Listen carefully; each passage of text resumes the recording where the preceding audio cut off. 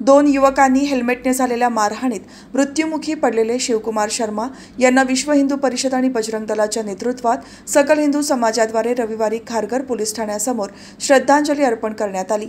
या श्रद्धांजली सभेला आमदार प्रशांत ठाकूर उपस्थित होते।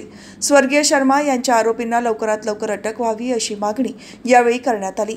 वाशी येथील रहिवासी शिवकुमार शर्मा यांना 2 फेब्रुवारीला खारघरमधील उत्सव चौक येथे 2 युवकांकडून हेल्मेटच्या सहाय्याने जबर मारहाण करण्यात आली होती। डोक्यात हेल्मेटने वारंवार प्रहार केल्याने शर्मा यांचा मृत्यू झाला। दोन्ही आरोपी खारघर येथे आयोजित इस्तेमा कार्यक्रमावरून आले असल्याचे सांगितले जात आहे।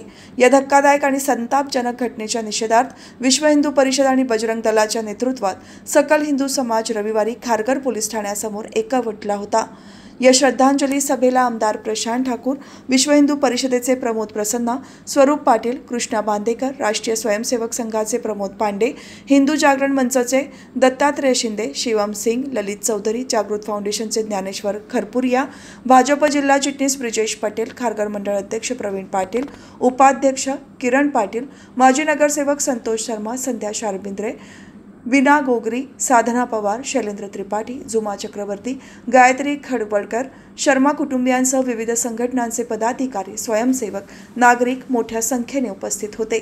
स्वर्गीय शिवकुमार शर्मा यांच्या आरोपींना अटक करून हा खटला फास्ट ट्रॅक न्यायालयात चालवावा, दोषींना फाशीची शिक्षा सुनावण्यात यावी, तसेच या संपूर्ण प्रकाराची सखोल चौकशी करावी आदी मागण्या यावेळी पोलिसांकडे करण्यात आल्या।